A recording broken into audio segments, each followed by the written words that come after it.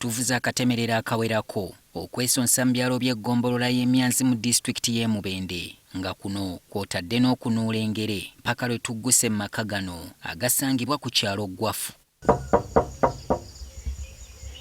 Abeeno okukonkona kwaffe tekulina kyekuyambye kubanga ewaka walabikanga watali yadde omuntu.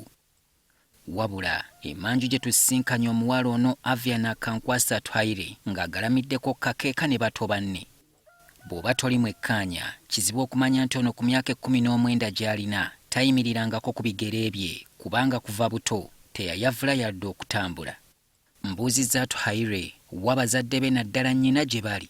Mama Yanoba Anyumirizza nti mwannyina ow'emyaka 13 gyokka y'abalabirirako ne bato be. Ngamugamba situle antana ngende kweyamba ngantwala ngamugamba nterekera ubwesi gw'okunywa ngabundetera. Mwannyina gw'ayogerako ye Brian Gumisiriza wabula abadde yatambuddemu okubayigira ekyokulya. Nga Gumisiriza taliiwo yantegeezezza nti abonaabona ebitoogerekeka era nga yeeyamba yekka ng'ayita mu kwewalula. Era nekulula bwengekulutta teka kweyamba nekulula. Bukyabaawo tagendangako ku ssomero kubanga mbu bazadde be bakizuula ng'ajja kubateganyanga okumutwala. Ntudde ne ngumiikiriza Gumisiriza n'akomawo era bwe tugasimbaganye n'atandikirawo kunnombojjera ennaku gy'ayitamu ng'alabirira mwannyina ng'emulemesezza n'okusoma obulungi. Kubanga mbadde njagala kusoma ate ng'ono antawaanya. Era okusoma nsisoma bulungi kubanga mbeera mu kiraasi ndowooza we nanyuka ssaawa mmeka fumbe emmere. Ono tiyatandika n'okuwenja lupeya mu ngeri etali ya kyeyagalire era nga ssente azifuna mu kasooli gwanuula ku nfisi mu nnimiro z'abantu. Oba mala ng'okunuula kasooli nga nze ŋŋendamu nga noonyamuko kasooli yasigaddemu. We mufunamu nga kiro nga 19 nga ngenda nga nzitunda. Gumisiriza agamba nti kitaabwe atera okuyitako ewaka olw'olumu era abalekera emmere kyokka nga naye eggwaawo mangu. Woggwaawo tugendanga mu lusuku ne tunoonyamuko ku ttooka. Okwagala omuvubuka ono kwalina eri mwannyina kweyoleka mangu kubanga ye tamweganya nga ne lwaba n'akasente amusombera buli kimu kye yeetaaga. Atwaire mwana wa buwala akuze era ng'abakazi abalala naye agenda mu nsonga z'ekikyala.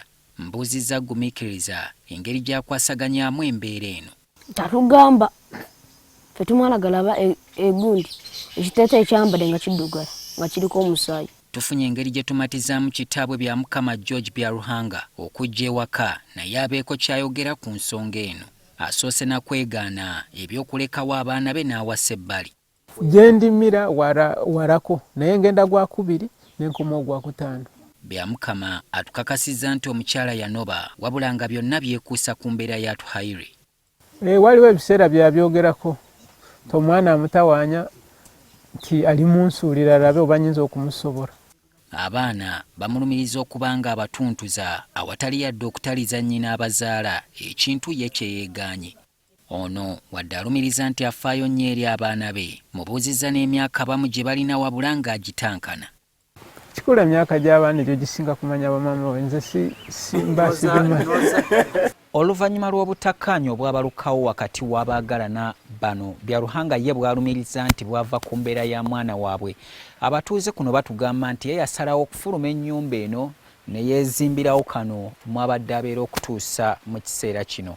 Wabula ekyebuzibwa kiri kimu mu kiseera kino ng'omukyala yasalawo anobe bwe buziba munda eno abaana ani abakumaakuma n'okakasa nti ddala bali bulungi. Twogeddeko n'abakugu ku mbeera z'abaana abalina obulemu ne batutegeeza embeera ya Twaire kweva. Embeera eyo bagiyita cerebral palsy. Eva ku abakyala abalwayo nnyo kulebba. Twaire yaweebwako akagaali abazira kisa okugira ng'atambuliramu wabula nga kati kaafa dda ate nga n'okusinziira ku wa Koth Norin nga yakuguka mu mbeera z'abaana abaliko obulemu kino si kyekika ky'akagaali ekituufu omwana ono ke yandiweereddwa. Balina okumutwala ate after some period of time ku ddwaliro ng'akatalemwa ne bamumeasuringako kubanga asobola ate okukula n'asingako akagaali ako ate. Atuhayirwe ne mwanyina gumiisiriza baagala waakiri wabeewo abazira kisa ababadduukirira. Njagala akagaali k'okuguma ndatambulirako. Solomon Kaweesa, NTV ku ssaawa emu.